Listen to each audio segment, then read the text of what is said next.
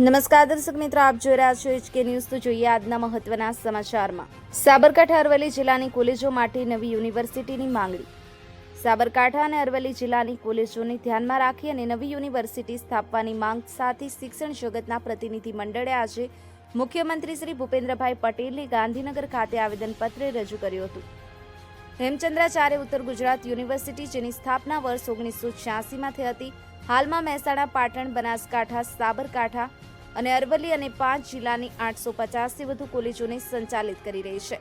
કોલેજોની વધતી સંખ્યા અને વહીવટી ભારને કારણે પરિણામ જાહેર કરવામાં વિલંબ થતો હોય છે, જેનો સીધો પ્રભાવ વિદ્યાર્થીઓના અભ્યાસ તથા સંશોધન કાર્ય પર પડી રહ્યો છે। ખાસ કરીને સાબરકાંઠા અને અરવલ્લી જિલ્લાના વિદ્યાર્થીઓને અંતરિયાળ વિસ્તારોમાંથી યુનિવર્સિટી સુધી 400 કિલોમીટરથી વધુની લાંબી મુસાફરી કરવી પડે છે। આ બંને જિલ્લાની 274 જેટલી કોલેજોમાં આશરે 67,000થી વધુ વિદ્યાર્થી અભ્યાસ કરી રહ્યા છે। નવી યુનિવર્સિટીની સ્થાપનાની માંગણીને લઈને Shri Kaljibhai R Katara, arts college શામળાજીના principal doctor Ajaybhai K Patel સંકલનકર્તા તરીકે આગળ આવ્યા હતા। આ પ્રક્રિયામાં બંને જિલ્લાના સંચાલકો, આચાર્યો અને વિવિધ ટ્રસ્ટીઓ જોડાયા હતા। આવેદનપત્ર રજૂ કરતી વેળાએ પૂર્વ કેબિનેટ મંત્રી તથા ધારાસભ્ય રમણલાલ વોરા, જિલ્લા ભાજપ પ્રમુખ કનુભાઈ પટેલ તેમજ શામળાજી, વડાલી, મોડાસા અને ખેડબ્રહ્માના પ્રતિનિધિઓ ઉપસ્થિત રહ્યા હતા। મુખ્યમંત્રીશ્રીએ પ્રતિનિધિ મંડળના પ્રતિનિધિઓની રજૂઆત સાંભળી હકારાત્મક અભિગમ દર્શાવ્યો હતો।